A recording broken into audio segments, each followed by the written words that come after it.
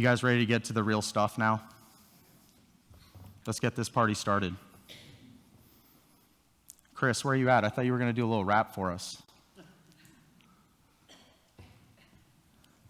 So, I want to talk about the impact we have on patients, and I think the second part of that is the impact that they have on us, whether that's good or bad. We've all had a case that has rocked us in some way, either good or bad. And this is definitely something different for me. I want to tell you a story about a patient I took care of just over a year ago that really affected me. And it's unusual for me to stand up in front of a bunch of people and talk about something that makes me feel vulnerable, makes me feel inadequate, makes me question myself as a doctor. But I think we've all had those cases that make us question ourselves. That difficult case that I may have missed something or I blew something off and this patient had a bad outcome because of a decision I made. And that's what I want to talk about today. It was April 8th, 2018, just over a year ago. And I was working an evening shift, and I was already over halfway through the evening shift. This was my third shift of a string of 5. I was already mentally kind of beat up. It had been a busy 2 days before. We had a lot of sick patients, high acuity, a lot of consultants, patients, family members, volume was high. I was already starting to feel mentally exhausted, and I was going to pick up my next patient. It was a 57-year-old Caucasian male, and the chief complaint said mid-epigastric abdominal pain. I remember walking down the hall to go to his room. His door was open, and I could see him sitting in the stretcher. I hadn't quite made it to the door yet. We all do this when we walk into a room. We kind of do that sick, not sick kind of thing. And this guy was not passing my test. He looked really sick. He was kind of ashen. He looked anxious. He wasn't quite diaphoretic, but he was starting to get those beads of sweat across his forehead. I knew this guy was sick before I ever walked in the room. I was already stressed because I didn't even know what was going on. I hadn't even walked in the room and I was already stressed. Before I could even introduce myself, he told me that he's a paramedic for San Antonio Fire. That really hit me right away because not only is this a patient, this is one of ours. This is one of our family. This is somebody that takes care of patients. And I already know he's sick, and now he's telling me he's a paramedic. For the record, he's given me permission to talk about this case in case anybody is worried. I definitely ran it by him and his wife. So I walked in the room, I introduced myself, and as you guys can tell, my man's a cowboy. His name is Glen. He introduced himself to me, shook my hand, introduced me to his lovely wife, Dina, and their youngest daughter, Alyssa, who I have in this picture. Glenn started to tell me that he was working on his pool. He was like just kind of swiffing the top of it for leaves and started getting this discomfort, and he didn't call it mid-epigastric. He said, just underneath my chest bone. It just kind of doesn't feel comfortable. And it wasn't going away, so he went inside, and like a good Texan, we don't pour Robitussin on it. We drink a couple of Bud Lights to try and help. And that's exactly what he did. And it didn't help his discomfort. What, guys? I mean, whiskey, you think? So anyways, Glenn, his wife sees him and says, you don't look so good. We need to go to the emergency department. And he reluctantly came in. He went on to tell me that his symptoms had actually been going on since October of the year before. And his symptoms started because of this.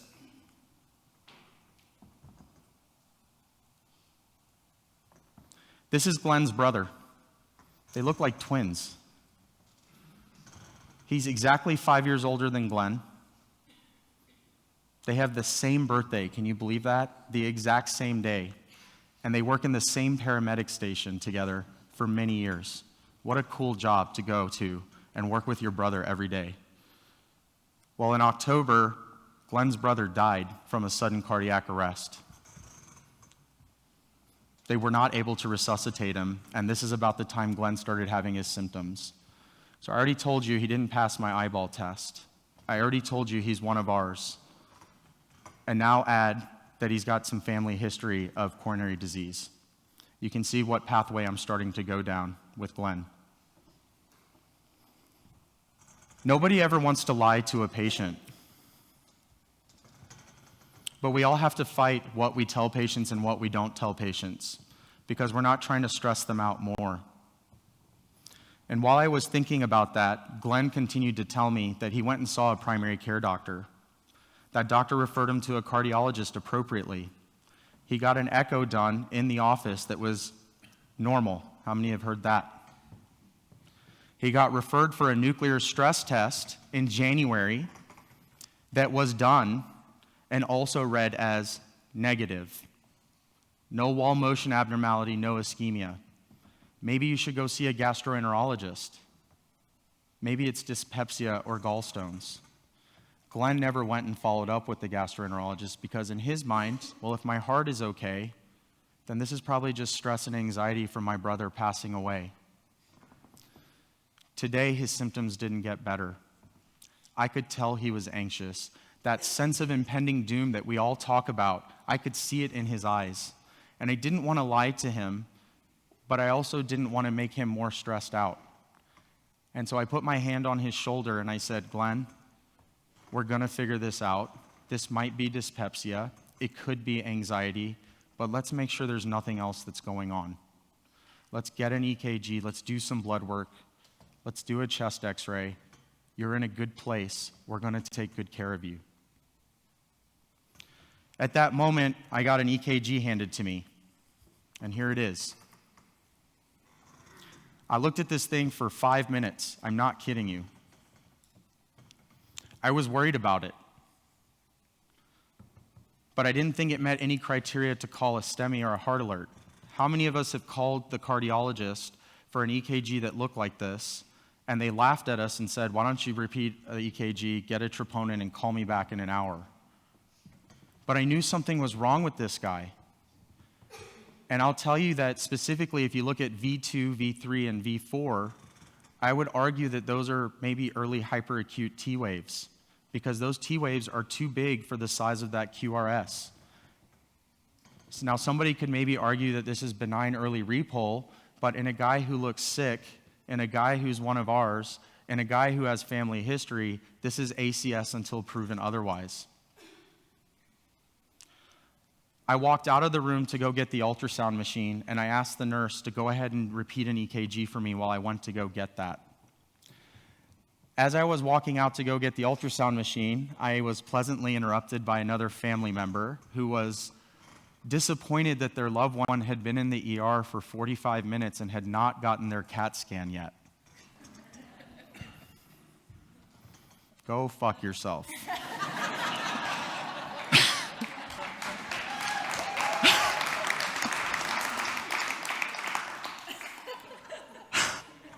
I didn't even make it to the ultrasound machine. I apologize for anybody I offended with that. But you know, we all think it. We just don't say it. I hear a code blue called overhead. Guess which room it's in? It's the room I just walked out of. Not only am I trying to calm this person down who's pissed off that they haven't gotten their CT scan in 45 minutes, I've now let somebody down who's one of ours that I already thought was sick. And all these questions start running through my head. Should I have activated the cath lab? Should I have called cardiology? Could I have done something to avoid this? My stomach literally sank at that moment. I went running back into the room, and what I thought was going to be chaotic was actually a full-on Grand Prix resuscitation being done to the T. The nurses and staff we have at Methodist were phenomenal and on point. This guy got CPR right away. A guy who was awake and talking to me that looked sick is now unresponsive.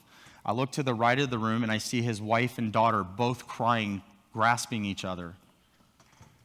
I'm trying to snap back into the mode of running a resuscitation, but also making sure that we're not letting this guy down. He got 2 rounds of epi. He got bicarb. He got calcium chloride. We ran this thing like a textbook. He got cycled through at least 8 or 9 people worth of CPR. The entire time the guy was in PEA. I started getting 2 types of looks about this point. I started getting a look from my staff of, how much longer are we going to continue this? Nobody actually said anything, but I could see it in their faces, and we've all seen that look. Also about that time, his paramedic buddies started showing up because I guess it went out on the radio that one of their buddies is coding. And these guys are big, burly guys with handlebar mustaches. I was a little fearful for my life, actually. They were giving me a different type of look, like, you better not stop running this code. And so I was stuck between 2 types of opinions. And I think we all like to talk about how long are we supposed to run a code. You know, after 25 minutes, there's no good neurologic survival. We all hear these things. But the reality is that the decision to run a code is a multifactorial decision. And this guy passed all the checkboxes. This was a witnessed arrest. He got immediate high-quality CPR. He was functionally independent before all this happened. All these things pointed to a good prognosis, and I decided to continue running the code despite the looks I was getting. And that's the tough part of our job, is we have to make these decisions even if it's an unpopular decision. But the reality is subconsciously we are processing all these things. Thank God, on the next rhythm check, we got VFib. I'm not sure what made him go into it, but he finally did. We quickly defibrillated him with 200 joules, and we got a sinus tachycardia rhythm. We got ROSC. People were happy. There may have even been some high fives, but the reality is the job's still not over. We're just starting the long road.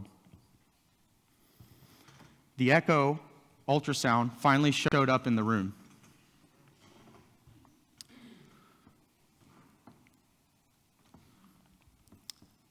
This is not his echo, by the way. This is Ben Smith, who made this video, and I've used this video several times. He's given me permission to use it. And the reason I like it is because it's highlighted with the coronary anatomy for those people who don't echo hearts that long. And what I was looking for is, I was looking for wall motion abnormalities. I was looking to see if his RA was big. I was looking to see if there was tamponade. I was trying to find a reason why this guy was in PEA. The code was run perfectly. But now we have to transition from celebration to figuring out why the person coded. I already told you I was going down an ACS pathway with this guy. As I was looking, I had come to a conclusion in my mind of what was going on, and I heard a voice behind me, and that voice said, his LAD is out. Who the hell is telling me his LAD is out? I turn around, and what appeared like a row of 10 people, I see this head like popping over this 10 rows of people. And it's the interventional cardiologist looking me in the face and saying, his LAD is out, we need to go to the cath lab. Now let's pause for a second. Evening shift, after hours, code blue called, interventional cardiologist happens to be in-house, happens to walk down to the ER, happens to look at my ultrasound, and says we need to go to the cath lab. Because that shit happens every day, right?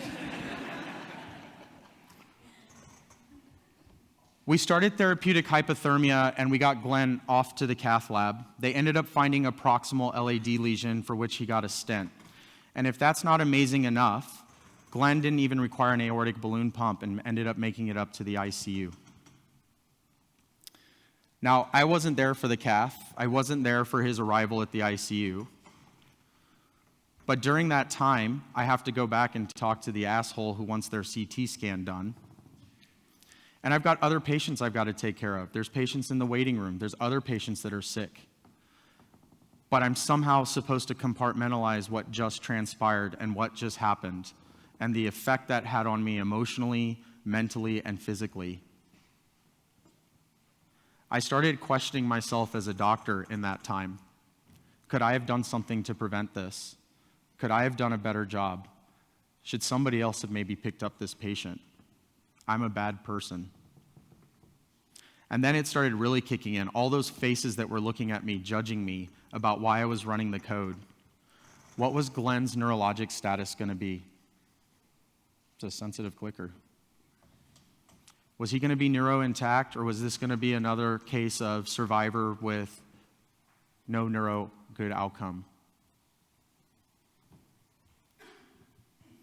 This is Glen a week after his cardiac arrest, and I will tell you that I went to visit this guy and his family every day after I got off shift, before I got to shift, even on my days off for 5 days.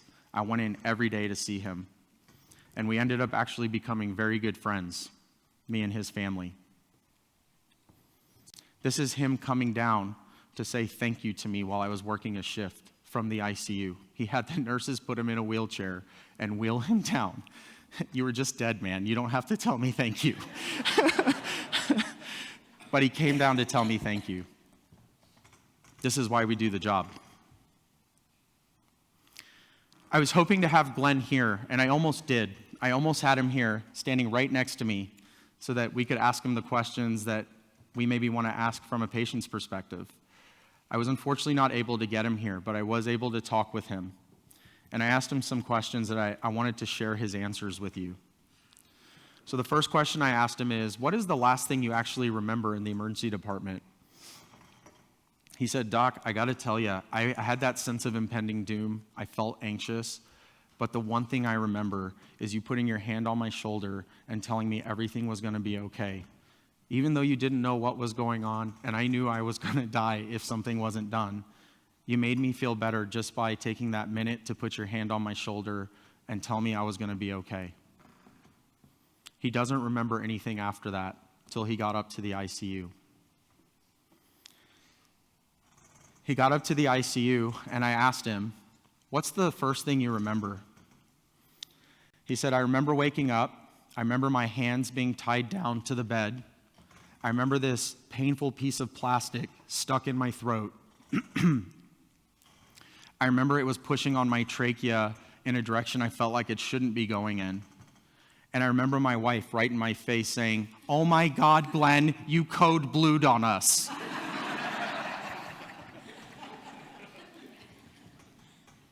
He said at that moment he wanted to breathe 30 or 40 times per minute, but he felt like the machine was only giving him 8 breaths per minute.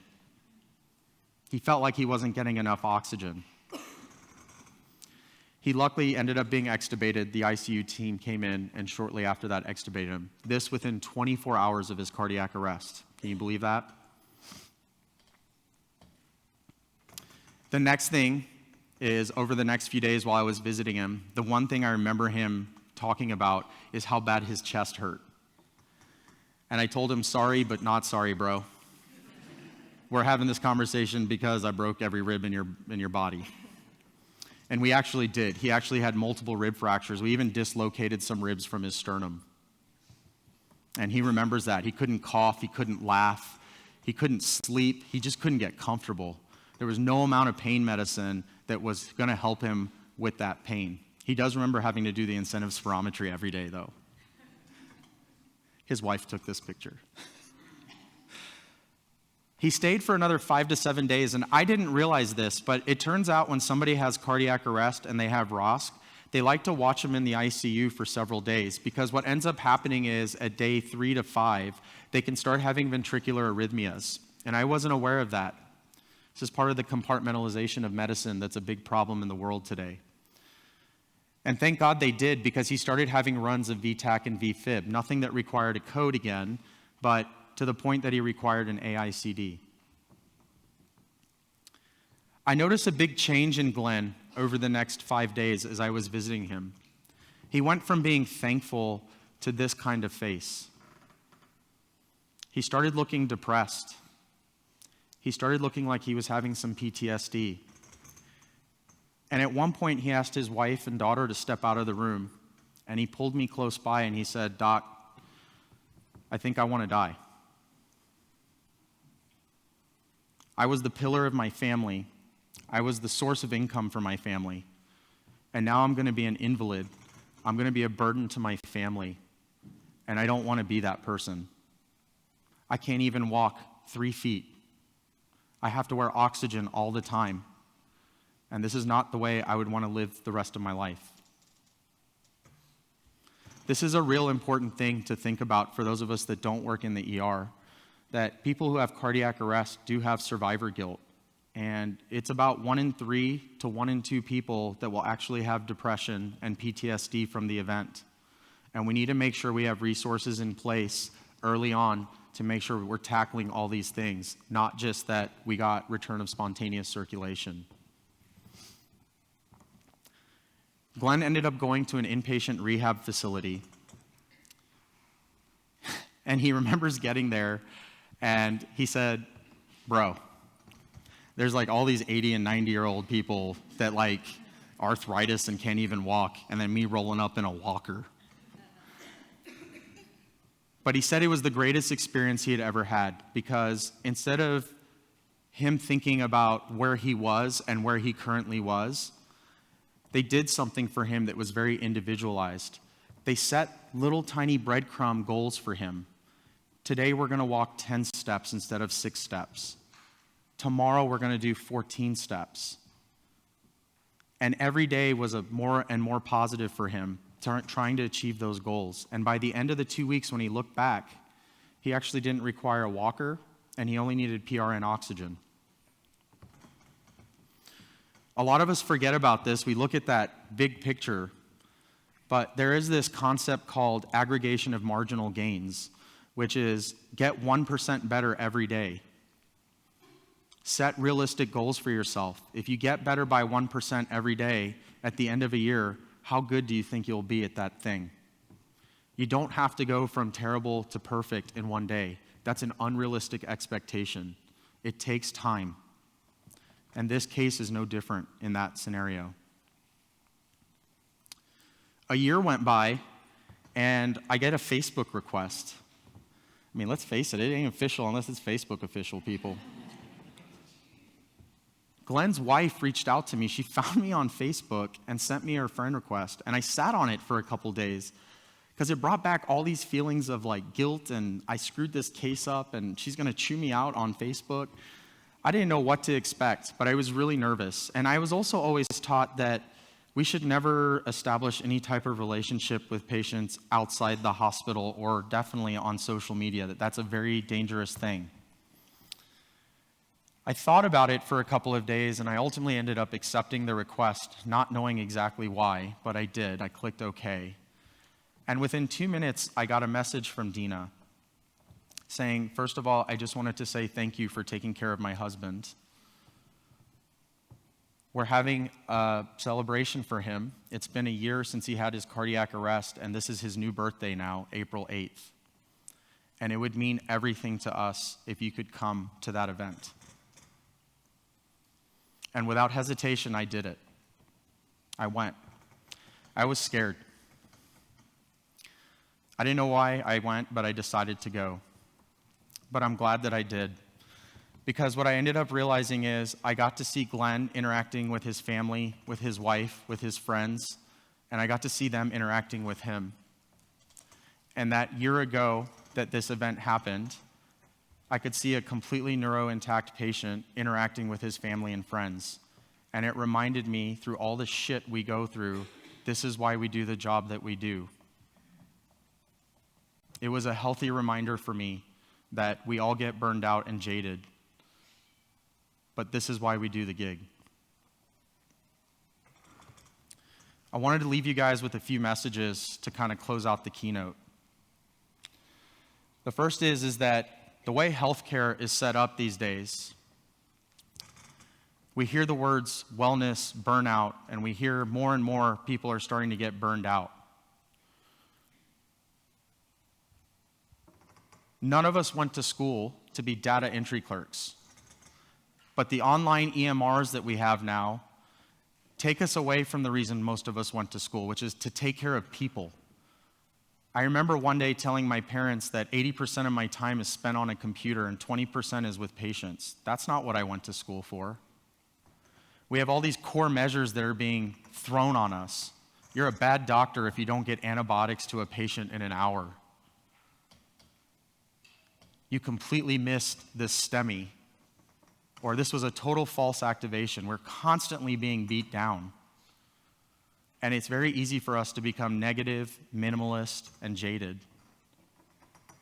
But the thing I remember about this case is I remembered walking into a room to see a gentleman with mid-epigastric pain, and I ended up getting a friend that I now have for life, which was not my intention when I walked in there. And it made me think about, we might be having a tough job and a bad day, but it can be no worse than the day that person is having or how scared they are. They didn't go to school to learn about this stuff. They have no idea. They just know that they're in pain or that they're scared. And it's our job to make them feel better, even if it's hard for us that day. That's what we signed up for. The second thing I want to tell you is that sometimes it's okay to trust your gut. I think subconsciously, the reason I ran that code as long as I did was because of all those prognostic factors I talked about. And people will be quick to say there's been no study that's ever shown somebody has a good neurologic outcome after 25 minutes. You'll get pressure from people to ask you why you're still running a code. You'll get pressures from family to continue running a code. But really, it's a multifactorial decision. And sometimes even, you don't just run the code for the patient, you run the code for the family who now is your new patient, because they need closure and they need to get their brain around what's going on. Sometimes you run that code because you know that patient's not going to make it, but you want the family to be okay. These are the tough decisions that we have to make, and there's no study, there's no guideline, and there's nothing out there that's going to tell us how to do that other than the patient and the family that's in that room with us. If we're lucky in our careers, we'll have one, maybe a handful of patients that have an impact on us, emotionally, mentally, physically. And I think that it's very easy to take the path of least resistance and internalize that, get defensive about it, cower from it, instead of taking the path less traveled, which is opening yourself up and being vulnerable and talk to the patient and the family. How many people go and follow up with their patients? I'm not talking about chart dredging to see what the cath report showed. How many people physically go up to the ICU to check on their patients? How often do you do that? I'm not saying that you need to do this with every patient. It's not physically possible. But when you know that opportunity is there, take advantage of it, because it'll make you reflect as a person and as a provider, doctor, APP, whatever you do in healthcare. And that reflection can be very powerful in terms of the type of person you're going to be and the type of doctor, APP you're going to be. Take the time to open yourself up. Don't be scared to do that.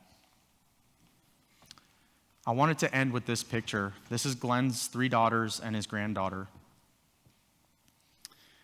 And I often wonder if Glen didn't survive, or if Glen would not have been neurologically intact, what kind of life would these girls have? It also made me realize that the unfortunate truth of medicine globally is that we are now compartmentalizing patients and we are protocolizing patients, which I feel like is a gross oversimplification of what we went to school for. It's a disservice to our patients, and we are way better than that. The 2 things I want you guys to take away from this that I think I took away from this. Number 1, every patient is unique. We have all these clinical calculators, protocols, guidelines, and that's exactly what they are. They're guides. They don't dictate care. They help give us a framework for care. But if you trust your gut, sometimes you'll go outside of that guideline or outside of that framework. And that's going to be dependent on the patient that's in front of you.